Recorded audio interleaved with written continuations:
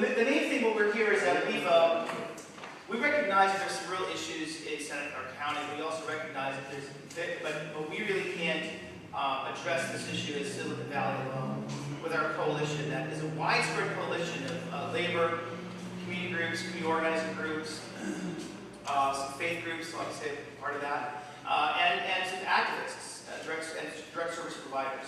So this kind of very wide coalition has been going on for a number of years. So one of the things that we're actually recognizing is that there's a need for us to kind of pull together, create a narrative that's not just Silicon Valley, but it really is something that is part and parcel of all of California.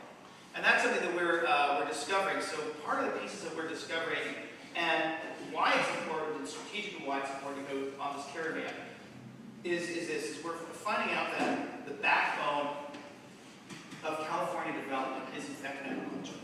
And it will be for the next, decades, several decades, if not forever.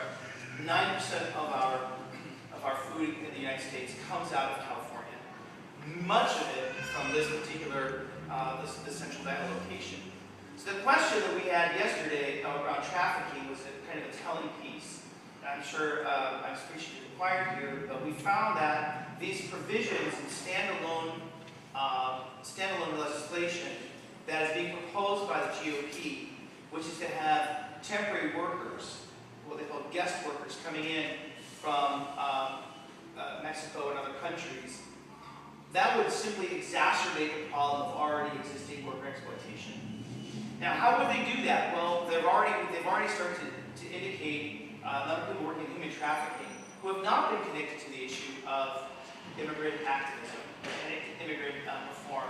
They've been saying that there's been a number of reports that they've discovered and documented of sheer unmitigated exploitation and suffering by people that have somehow been contracted to come here with the already existing kind of structures of labor structure.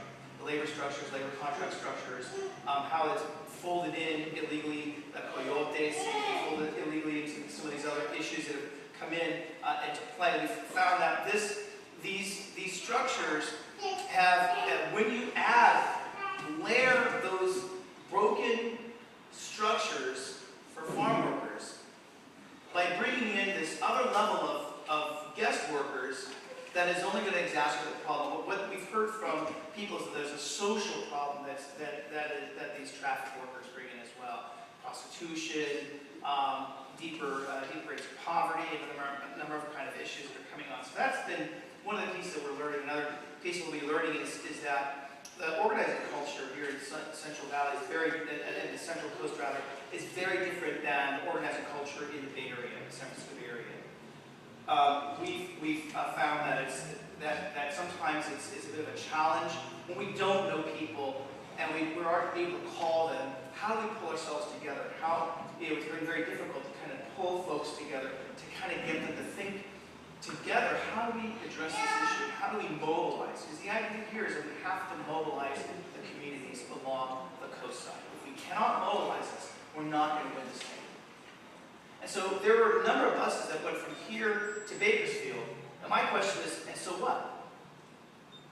You had all these people that showed up to Bakersfield. What do we do with that?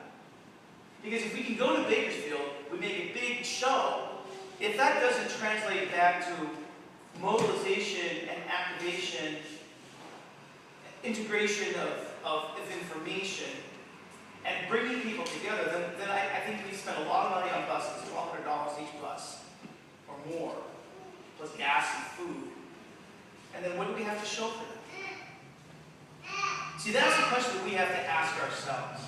And as we are going through this, I have to ask that of myself as well as in the coalition. And we're doing all this great work in terms of getting information, but how is that information getting back to the grassroots? How is it getting back to membership? How is it getting back to congregations? And how is that mobilizing people and reintegrating them into a deeper effort to be mobilized into a movement? So August is a key month for us, a strategic month. We already know what's happening in Congress, that this Congress has passed so few things. It's even worse than the supposed do-nothing Congress of 2010. This is 2008. This is the worst Congress 2012 and 10. This is the worst Congress 2012. It's even worse. So they're passing fewer and fewer things through. And so if immigration reform goes through, it's going to have to be because that people are mobilized and people are beginning to make connections. So we have to highlight part of the strategy that we need to think about. And I can't do this as a faith person, but I think you guys can. Some of you are unions.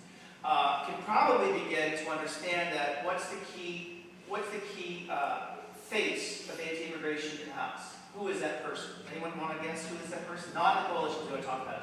Who is not the Santa Clara Coalition, but you guys are here, this whole area. Who do you guys think is the key person that is the icon of anti-immigrant work that is really the enemy of immigrants? Anyone want to guess who might be? Steve King.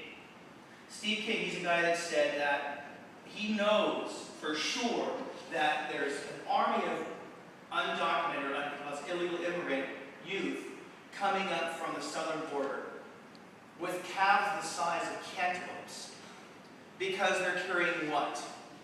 They're just carrying their drug mules. Didn't even refer to them as persons. Describe them in some bizarre kind of racial ways. This is something we have to be aware of. This is a dynamic that's playing in Congress. And one of the ways that we can begin to be very clear, because in D.C., the culture of politics, the culture of editorializing, the culture of mobilizing people from great media and messaging is, who do we have to align with members of Congress that are anti-immigrant? Align them with who? Steve King. This is the face. This is the face of the anti-immigrant movement. This is a member of your party that's part of the anti-immigrant movement. When you say that, and you can be very clear about that, that's something we have to